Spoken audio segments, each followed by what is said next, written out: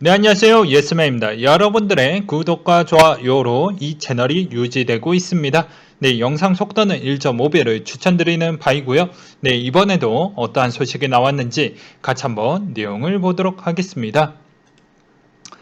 자, 5월 ISM 비제조업 지수가 예상치를 상회했다라는 내용을 볼 수가 있게 되겠고요. ISM에 따르면 경제 활동 재개로 인해 미국 경제 확장세가 매우 강했다라고 분석치를 내놓고 있으며 설비, 제약, 자재 부족, 날씨의 물류 인력 확보의 어려움 등이 위험 요소로 존재한다라고 경고를 하기도 했습니다. 그 다음으로 5월달에 서비스업 PMI도 예상치를 상회했고요. 그리고 5월달 민간 고용 예상치도 상회하기도 했습니다. ADP에 따르면 경제활동 재개로 인한 제품 생산 부분이 꾸준히 늘어난 가운데 서비스 부분이 급격하게 회복하면서 증가세의 대부분 차지하고 있다라고 분석치를 내놓고 있고요. 바이든 대통령의 인프라 투자 SOC 부분이 규모가 약간 하향 조정될 거라고 합니다. 아무래도 법인세 인상안에 대해서 상원 의원들이 쉽게 통과시키려고 하지 않는 것 같아요. 그리고 사회 기반 그런 분위기도 그런 형태가 안 나온다고 합니다.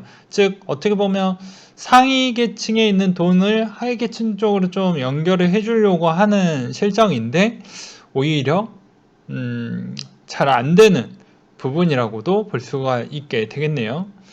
그리고 연준의 작년 SMCCF를 통해 매입한 138억 달러 규모의 회사채와 ETF 매각하는 계획을 발표했다고 합니다. 자, 시장 기능을 회복하는 데 중요한 역할을 했는데요. 고용주의 신용 지원과 고용 강화를 달성했다고 평가를 하면서 매각 계획을 발표를 했다고 하네요. 윌리엄스 연은 총재가 현재 정책 기조 변화 시기에 아니라고 완화적 통화 기조의 유지를 재확인할 필요성이 있다라고 얘기가 나온 게 있고요. 달러 인덱스 추이가 90.50을 기록을 했다고 합니다. 민간 고용 수치가 예상치를 큰 폭 상회함에 따라 경기 회복 가속에 따른 연준의 조기 테이퍼링 우려가 부각돼서 상승을 했다고 하네요. 네, 그 다음 코인에 대한 소식입니다. 네, 정부 암호화폐 시세 조정 법령 신설해서 규제하겠다고 했는데요. 국무조정 실장 주재로 관계부처 차관 회의를 열었다라고 합니다. 그 내용이 뭐 이런 규제를 할 거라고 하는데 일단은 뭐 약간 뭐 계획안일 뿐이니까 그렇게 높은 기대는 하지 말아 주셨으면 좋겠고요. 네, 암호화폐 거래소 서버장애 손해배상 어렵다라는 해당 정부의 입장이 나왔습니다. 그리고 금융위원회가 기관의 가상자산에 참여 부작용을 초래한다. 뭐 이런 내용이 나왔는데요. 이것은 이건 투자자가 선택하는 사항이지 이게 꼭 부작용이다라고 보기에는 좀 어려울 것 같습니다. 그리고 거래소 서버 장애에 대한 손해배상이 어렵다고 하는 이유는 이 판례가 앞으로 투자 부분에 또 연결이 되면서 금융 쪽에 특정 문제가 발생을 했었을 때 그리고 앞으로 디지털 화폐 부분을 좀 고려를 했었을 때를 좀 염두에 두고 이런 형태로 발언을 하지 않았나라는 또 그런 생각이 들기도 했었고요. 그리고 암호화폐 유사수신 불법 다단계 77명이 검거를 했다고 합니다. 그리고 MRB 파트너스 비트코인 상승 주기 종료될 수 있다. 뭐 이런 이야기가 나왔고요. 그 이유는 탄소 배출, 정부의 규제, 부정적인 기술 동향, 통화 부양책 철회 등에 대한 뭐 이런 어려움 때문에 그렇다라는 내용이 나온 게 있었고 그 다음으로 JP모건이 암호화폐 리스크 관리자 등을 채용하겠다라고 이야기를 했습니다. 워낙 리스크 폭이 너무 크다 보니까 그리고 어떤 모델링을 가져가는 게 가장 효율적이고 리스크를 줄일 방법인지를 상품을 좀 많이 만들어내야 되는 실정이다 보니까 아무래도 좀 가져가는 부분도 없지 않아 있겠고요. 그리고 하나 더 보게 되면 보안과 뭐 여러 가지 상품의 취약성 부분에 대해서 오히려 그런 측면을 좀 피해 가려고 하는 것 같습니다. 그리고 하나를 더 뽑게 되면 아무래도 소송에 대한 그런 코인에 대한 지식이 높은 그런 전문가도 이번에 채용이 되겠죠. 그래야 잘 방어가 될 거라고 생각이 들 것 같기 때문입니다. 그리고 피델리티 임원이 비트코인 최근 하락 파동 2.3만 달러까지 하락 가능성이 있다고 나왔는데요. 자, 엘리엇 파동 이론상 비트코인 최근 하락 추세는 일본 차트 기준 교과적인 5파동을 보여주고 있다. 최악의 경우 5파의 저점이 2.3만 달러 부근까지 하락할 수 있다는 분석치가 나오고 있다고 하니까 이런 의견도 한번 참고해 보시는 것도 나쁘진 않을 것 같다라는 생각이 들고요. 그리고 저의 주장도 계속 바뀌지는 않았습니다. 앞으로 6, 7, 8까지는 정말 힘들 것 같다. 라고도 설명을 드리기도 했었고 하반기는 누구나 버는 장은 아니다라고 계속 말씀을 드리고 있습니다. 네, 엔비디아 CEO가 암호화폐 사라지지 않을 것이다. 이건 당연한 멘트인데 세부 내용을 좀 보도록 하겠습니다. 그는 이 전략은 암호화폐 채굴로 인한 폭발적인 GPU 수요를 완화하기 위해서 구비자의 맞춤형 상품을 출시한다라는 것이다. 채굴자가 엔비디아를 원하는 GPU를 직접 손에 넣을 수 있다면 채굴자들에 인한 그래픽카드 시장 혼란이 아무래도 줄어들지 않겠냐라는 측면인데 쉽진 않죠. 네, 쉽진 않습니다. 왜냐하면 지금 원료 구입 부분에 대한 그런 팬데믹 현상에 있어서 벗어나야 되는 그런 국가들이 아직도 벗어나지 못했죠. 그러니까 당연히 중간재 제품에서 많은 생산량을 만들어내기에는 상당히 어려운 부분은 있다라는 점을 설명을 드리고 싶고요. 하는 거는 좋으나 이것을 어떻게 가져갈 것인지는 엔비디아가 결정을 하겠지만 엔비디아는 상장이 되어져 있는 회사로서 자사의 이익을 극대화하는 전략과 가격이 떨어지지 않는 전략을 동시에 가져가지 않을까. 즉 우리 입장으로 보면 별로 좋지는 않겠죠. 그리고 컴퓨터를 새로 구입하려고 하는 사람들도 별로 좋진 않을 것 같다라는 생각이 많이 들기도 합니다. 블룸버그 보고서에서 10만 달러까지 상승할 것 같다라는 내용이 나왔는데요. 같이 내용을 보도록 할게요. 네, 현재 과잉 투기가 해소되었고 비트코인 펀더멘탈이 그대로 유지가 되어 있다라고 설명을 하고 있다. 보고서는 상승의 배경은 공급 감소와 올해 기대되는 리테일과 자금의 대규모 유입을 꼽았는데요. 최근의 기간에 7만 7천 개 정도에 대해서 유입이 좀 들어왔다라는 내용이 있습니다. 그리고 앞으로 그레이스케일이 어느 정도 상품의 재정비가 끝나면 어차피 유입이 될 수밖에 없습니다. 어차피 6개월 단위로 끊어서 본다라고 해도 그 사람들은 엄청난 수익을 냈기 때문에 이 시장을 다시 한번 신탁사한테 맡길 확률이 매우 높겠죠. 그리고 새로운 상품을 만들게 된다고 하면 그 상품 쪽에 엄청난 신뢰도를 갖고 재투자할 확률이 전 높다라고 평가를 하고 있습니다. 그래서 그 물량이 어느 시점에 좀 기다렸다가 들어가는 시점이 어느 시기 때 들어가는지를 우리는 좀 체크해 볼 필요성이 있겠고요. 그리고 향후 친환경화와 그리고 앞으로에 대한 이런 블록체인으로 인한 데이터에 대한 투명성과 그 데이터를 어떻게 잘 요리조리 잘 활용을 했었을 때 과연 AI와에 대한 연결도와 우리의 실생활 서비스 부분에도 엄청난 영향을 많이 줄 것이기 때문에 이런 퍼블릭 시장에 대해서 상당히 높게 평가를 하는 것 같습니다. 이렇게 좀 정리를 해드리겠고요. 유명 게임 정보 유출자 이번에 GTA 6가 이번에 게임 결제에 도입이 될 것 같다. 이런 내용이 나왔어요. 그리고 추가적으로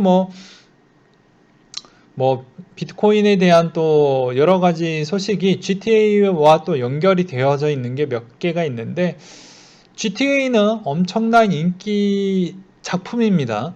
네, 게임을 좋아하시는 분들은 거의 다 알고 계실 건데요. 이 GTA가 시리즈가 나올 때마다 엄청난 이익률을 가져다 줬기 때문에 아마 6도 그렇게 폭망적인 형태가 아니다라고 하면 괜찮을 거로 저는 보고 있습니다. 듣기로는 출시 계획이 23년도, 24년도 요렇게 보고 있는데 정확하진 않습니다. 그리고 친환경적 비트코인 채굴 기업 그린펀이 우회 상장한다라는 내용이 있었고요.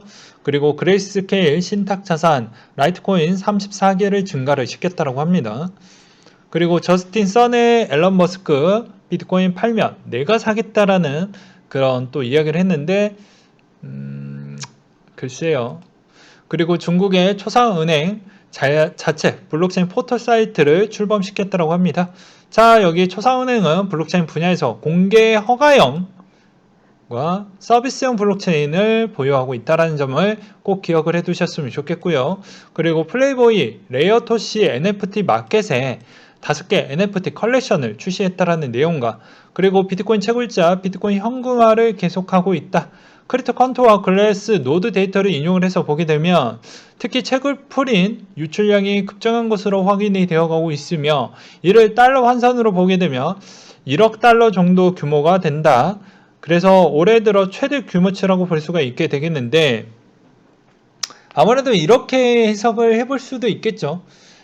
이번에 탄소 부분으로 인해서 재정비를 해야 되고 사업을 이전한 이전비나 뭐 여러 가지 부분에 대해서 비용이 좀 들어갈 부분이다 보니까 일정 뭐 대형 채굴 회사를 제외하고 거기에 중간에 있는 중간 계층에 있는 그런 회사들이 자금을 좀 이용을 해서 이동을 하려고 하는 그런 측면이다 보니까 어떻게 보면 뭐 투자적 부분도 없지 않아 있겠죠.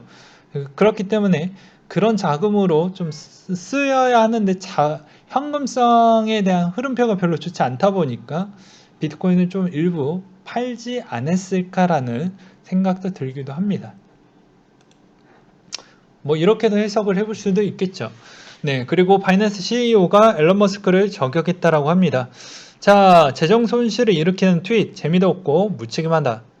아마 이 부분에 대해서 상당히 동의를 많이 하실 것 같아요.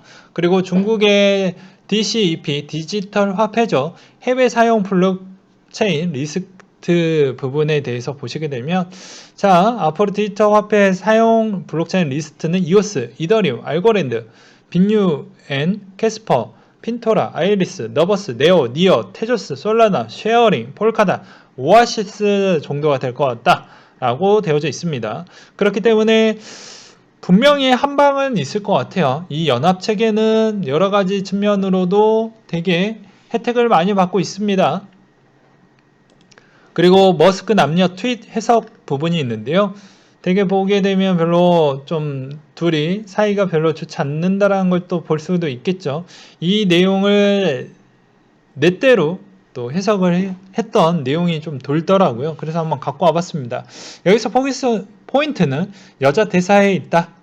자, 머스크가 트윗에 언급했던 비트코인 대신한 탄소 배출에 적은 친환경 코인을 찾겠다라고 한 말과 유사하게 되겠는데 남자의 대사를 보게 되면 코인 파생이 끝났는데 대신할 것들을 뭐가 중요하냐라고 해석을 할 수도 있겠다. 이 해석을 뒷받침해주는 그 다음 트윗이 캐나다, USA, 멕시코에 언급을 해서 이런 이야기가 나왔는데 이걸 부기로 또 해석을 했더라고요. 그래서 부기 몇 도 해가지고 했었을 때 앞으로 더 많이 하락을 할 수도 있다. 뭐 이런 내용이었습니다. 그러니까는 결국에는 저는 머스크의 이런 행동 자체가 잘 모르겠어요. 어떻게 해석을 해야 될지. 옛날에는 약간 좀 긍정적으로 봤는데 정말로 이게 정상적인 행동인지 아니면 정말 보이지 않게 약간 기존에 있던 세력들이 좀 있다 보니까 그것에 있어서 본인이 생각했던 그 부분을 약간 좀 예측하기 불허하기 위해서 약간 이중적인 투트랙 전략을 쓰려고 하는 것인지 아니면 정말 장난치려고 하는 것인지 정말 저도 헷갈릴 정도입니다. 여러분들이 좀 각자 한번 판단을 해보셨으면 좋겠고요. 그리고 그 다음에 있는 소식은요. 자, 이제 시장이 매우 많이 하락을 하고 있습니다. 6월 중에 가장 많이 저렴한 시즌으로 제 생각도 그렇게 좀 보고 있는데요. 자, 내용을 보게 되면 33살인데 2,800만 원이 전 재산이다. 자, 24살부터 대출을 받아서 1억 3천짜리 방 2칸과 집 사고 월 60만 원 이자, 생활비 60, 합 120에 집에 갖다 주고 있다. 대학도 전문 하사에서 전역할 때 2천 모아서 그걸로 학비를 냈고 2년 정도 생활비 주는 거 없어서 내가 도저히 못 살겠더라. 30살 논도로 돈 하나 못 모았고 이야기했더니 이제 달라는 소리는 없어졌는데 25살부터 초봉 2,300으로 해서 수당 포함해서 5천까지 만들어냈다. 나보고 열심히 안 살았다라고 하는데 내가 8년 동안 시간으로 따지면 정규 시간보다 1.5배는 더 일했다라고 볼 수가 있겠다. 니들은 참 부족해서 졸음운전 교통사고 내봤냐? 나는 박았는데 눈도 안 떠지더라.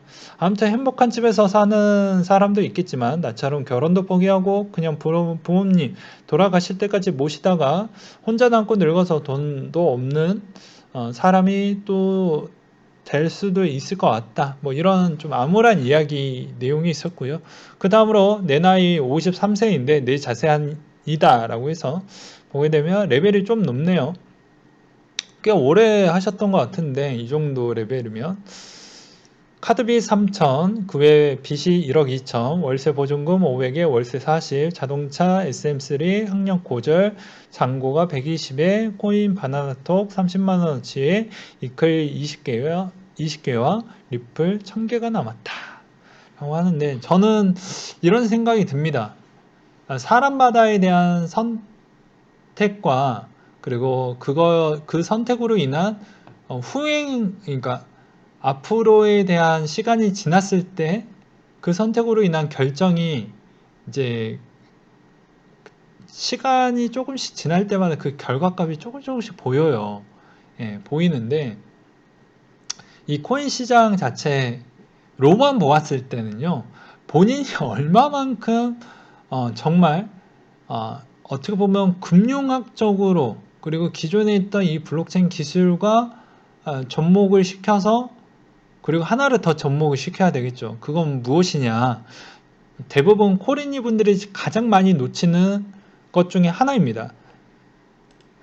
이게 돈이 되게끔에 대해서 하나의 세팅을 좀 이렇게 연결적 고리로 이렇게 만들어내야 되는데 누구는 이 부분, 이 기술로만 좀 해석을 하시고 누구는 금융 부분으로만 보시고 아니면 여기에 있는 그냥 순수 이런 거 저런 거 다 떼고 돈만 벌 수 있다라고 그냥 들이밀고 들어오시는 분들도 있겠죠. 근데 이게 좀 적절하게 잘 섞여야 된다고 봅니다. 그러니까 철저한 투자 전략이 본인만의 투자 전략이 없으면 이게 쉽지가 않아요. 매번 이야기를 했지만. 그리고 실패를 한다고 해도 빨리 회복을 할 수 있을 만큼에 대한 그 B 전략도 선택을 해야 됩니다. 왜냐면 내 인생은 길거든요. 길어요. 여러분들. 깁니다. 여러분들 최소 못해도 65세까지는 살고 이때부터 넘어가면 우리가 알고 있는 120세가 기대 수명인데요. 연명 수명 포함된 기대 수명입니다. 그러니까 연명 수명이 포함된 기대 수명이에요. 그러니까 실제로 아프는 시점이 이때부터 아파옵니다. 물론 그 전에 이제 기저질환이나 유전적으로 이제 물려받으셨던 분들은 뭐 어쩔 수 없이 그 전부터 아프겠죠. 근데 대부분 60세가 넘어가기 전부터 조금씩 아프다가 제대로 아프는 시점은 65세 이후부터 엄청나게 아파온다. 그리고 여기서 이제 추가적으로 유전이나 기존에 있던 질환, 후천적으로 이제 장애가 생겼던 분들은 80세 중후반에서 넘기기가 좀 쉽지가 않습니다. 여기서 몸 관리를 정말 잘했으면은 이제 90세에서 100세까지는 넘어가고 이제 여기서 이제 20세, 20년 정도가 더 사는 건 병원 안에서 사는 거예요. 그리고 뭐 평균적으로 보게 되면은 이것도 통계적으로 보게 되면 거의 65세 이후부터는 거의 다 병원을 입원에 대한 비율이 훨씬 더 높아지기 때문에 그렇다. 그러니까 즉 몸 관리도 잘 해야 되는데 제가 말씀드리고 싶은 건 그만큼 본인의 전략이 얼만큼 뚜렷하냐 아니냐, 그리고 얼만큼 계속 도전 정신이 있냐 없냐, 이 부분인데, 저는 여기에 이분이 정규 시간보다 1.5배를 더 일을 했다라고 하는 거에 대해서 저는 칭찬을 해주고 싶고요. 이 사람 33인데 앞으로 더 성장 가능성이 매우 높습니다. 사람의 운명은요, 누구나 예측할 수가 없습니다. 예. 그리고 저도 많은 돈을 많이 잃어봤어요. 예, 수억 원 잃어보고 지금 몇십억 원 벌어보기도 했고요. 근데 결론적으로는 이런 실패적 과정이 없는 상태에서는 절대로 이런 돈을 벌 수가 없습니다. 만약에 벌었다고 해도 쉽게 없어져요. 네. 인생 살아보니까 그렇더라고요. 없어집니다. 예. 왜? 한 번도 돈이 많았던 경험이 없어요. 그러니 이 돈 많았던 경험을 어떻게 써든 재투자로 인해서 어떻게 굴려야 되고, 그런 건 이론상으로는 있지만 실제로 해보려고 하면 그 이론으로 잘 안 돼요. 그게 현실입니다. 그리고 한 번 실패하면 또 내려간다라는 그 두려움이 있기 때문에 잘 하기가 꺼려지죠. 그렇기 때문에 여러분들의 그 올바른 선택이, 그리고 그 신중한 선택이 인생을 바꿔주기도 하지만, 그 결과값을 너무 무서워하면 그 선택을 하려고 하는 그 타이밍을 다 놓쳐버리기 때문에, 웬만하면은 그 결과값을 너무 무서워하지 마시고 그 결과값도 본인이 감내할 수 있는 수준으로 하시라고 제가 말씀을 드렸잖아요. 그렇기 때문에 이번에도 약간은 뒷부분은 또 충고, 조언에 대한 이야기, 그리고 어떤 구독자님은 또 혼내는 방송이구나 라고 볼 수는 있겠지만, 그럴 수밖에 없는 게 하반기 시장부터는 정말 신중할 수밖에 없거든요. 이게 누구나 보는 시장이 아니기 때문에. 계속 제가 이런 이야기를 똑같이 이야기를 하는 이유는 정말 쉽지가 않으니까 제발 신중하게 접근하라는 겁니다. 제가 정말로 이 유튜브에서 돈을 벌어봐야 얼마나 벌겠습니까? 그리고 이런 이야기 해봐야 제 조회수 떨어지는 것밖에 없어요. 왜? 투자 안 하면 안 보는 게 뻔히 보이는데 제가 미쳤다고 그렇게 얘기할 이유가 뭐가 있겠습니까? 네. 그러니 웬만하면은 내가 감내할 수 있는 선, 그리고 만약에 레버리지를 정말 쓰고 싶다, 진짜 대출 받아서 하고 싶다라고 하면은 자기의 연봉의 2배 이상을 넘기지는 마세요, 제발. 그러면 3년 정도 날렸다라고 해도 어찌저찌 하면은 가능합니다. 예, 복원할 수 있는 그런 희망이 좀 보여요. 근데 이게 5년이 넘어가면 버티기 힘듭니다. 네. 그러니 웬만하면은 레버리지도 2배 이상은 쓰지 마세요. 그 레버리지라는 건 선물을 하라는 얘기가 아니고 현물에 대한 그런 이야기를 하는 겁니다. 그러니까 자기 연봉이 만약에 3천만 원이다, 6천이 끝이고, 만약 자기 연봉이 5천이다, 1억이 끝입니다. 그럼 어찌저찌 부업하고 뭐하고 하면요, 최대로 5년 안에 다 갚게 되어져 있습니다. 진짜 부지런하게 살면요. 네. 왜냐? 저도 그렇게 살아왔으니까요. 그랬던 때가 있었고. 그러니까 그런 경험치로 인해서 더 악착같이 투자에 있어서 조금이라도 있는 거에 대한 그런 게 너무 싫고, 이 돈이 너무 소중하다는 걸 알고 있기 때문에 웬만하면 여러분들도 그런 돈과 시간 부분이 직결된다는 걸 다시 한번 좀 어떻게 보면 잊지 말으셨으면 좋겠고, 그리고 하나 더 보게 되면 또 돈이 다가 아닙니다. 예, 건강이 가장 중요해요. 네, 돈 벌면 뭐합니까? 내가 살아 생전에 쓸 줄도 알아야 되는데 아파서 내 몸에 다 들어가면 그것 또한 또 무의미해요. 네, 그러니까 건강도 챙기시면서 투자도 좀 건강한 생각으로 투자에 임하셨으면 좋겠습니다. 하루아침에 부자 되는 그런 스토리는 다 그냥 약간 TV에서 나오는 그 작가님들이 약간 좀 재미를 과장시키고자 해서, 그리고 그렇게 해야 시청률이 잘 나오니까 그렇게 만드는 것 뿐이지 다른 건 없습니다. 예. 그리고 대부분 스토리 들어보면 정말 정말 열심히 하셨기 때문에 그 정도 결과치가 나오는 거예요. 제발 그 부분 잊지 마셨으면 좋겠습니다. 너무 또 잡설이 너무 많이 했네요. 아무튼 이런 내용 볼 때마다 마음이 아픕니다. 뭐 위로해 달라라는 형태일 수도 있겠지만 이런 부분 보고 더욱더 악착같이 살아야 되겠죠. 이상으로 마치도록 하겠습니다.